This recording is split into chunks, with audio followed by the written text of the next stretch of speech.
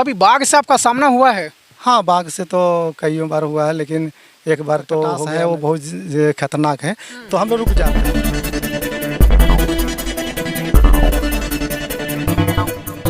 जी, मैं हिंदुस्तानी, आप देख रहे हैं हिंदुस्तानी अच्छे न्यूज़। हम अभी कदमहवा के जंगल में है, छोपी टोला में, और इधर दिखाइए पूरा जंगल है इसमें, और इस जंगल के अंदर भी यहाँ पे जो है गांव है, घर है यहाँ पे।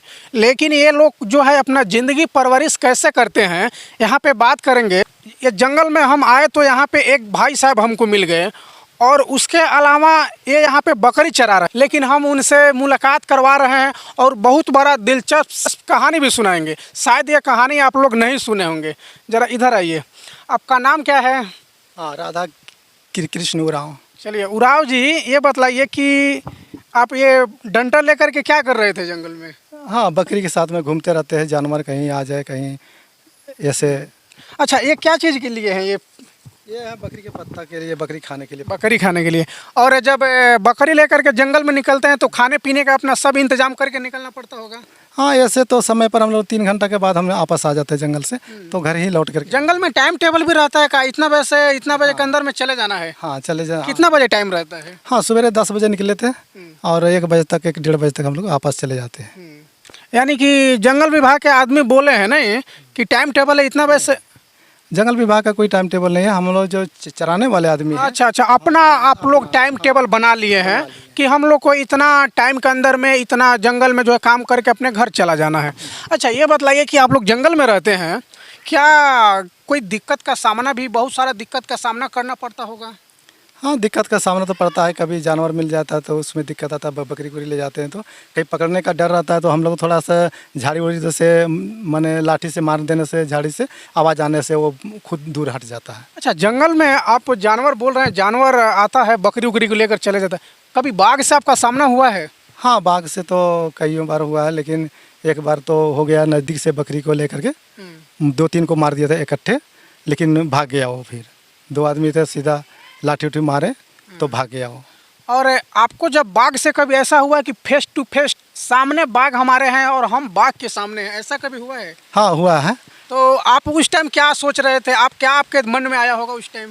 हाँ, तो शेर ऐसा चीज़ है कि जानवर तो कर्कटास है, वो बहुत खतरनाक है, तो हम लोग रुक जाते हैं, देख करके हम लोग रुक जाते हैं कि ताकि वो उसको देखते हैं कि जब तक वो हट ना जाए तब तक हम लोग वापस ना लौटे पीछे, क्योंकि पीछे हटने से वो खुद हाँ हम हमला मार सकता है, वो अपना कर सकता है। यानी कि कोई व्यक्ति अगर किसी के सामने अगर बाघ आ जाए तो उससे जो है नज़र में नज़र मिला करके रखे। हाँ, अगर उससे अगर देख करके कोई भाग गया किधर तो बाघ हमला कर सकता है। हाँ, बाघ को देख करके आदमी जहाँ पीछे हाथ मुड़ करके भागना मैंने कोशिश करने पर वो बाघ तुरंत मार देगा। अच्छा, गाँव में भी बाघ जाता होगा?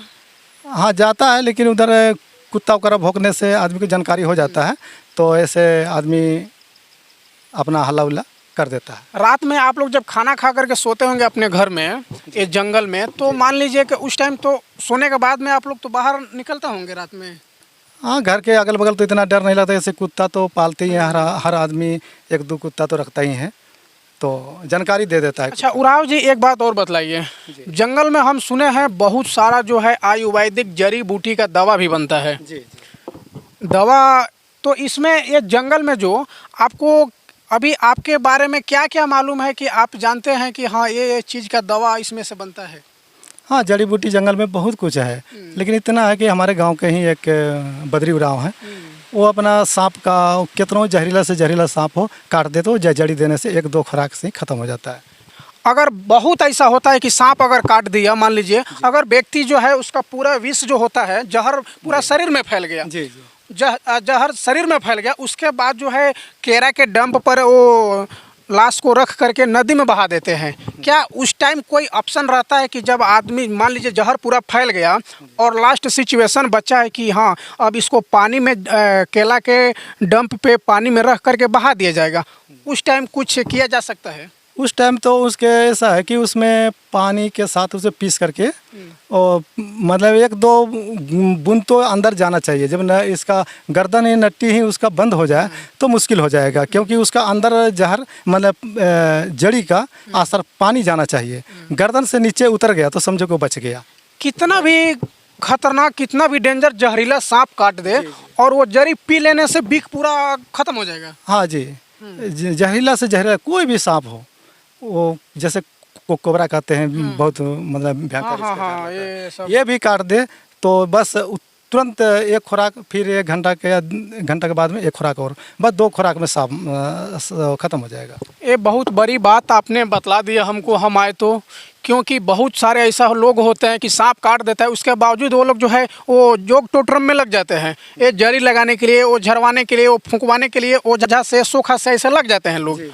लेकिन अगर उस टाइम जो है डायरेक्ट उस आदमी को लेकर के हॉस्पिटल में जाना चाहिए, और नहीं तो अब ये नया हमको जानकारी मिला कि अब जैसे आप बतलाए कि कितना भी जहरीला शराब कट कर दे, उसको ये जड़ी जो है इसमें मिलता है, वो जड़ी पिला दिया जाए अगर, तो उसका पूरा बिख जो है भाग जाएगा।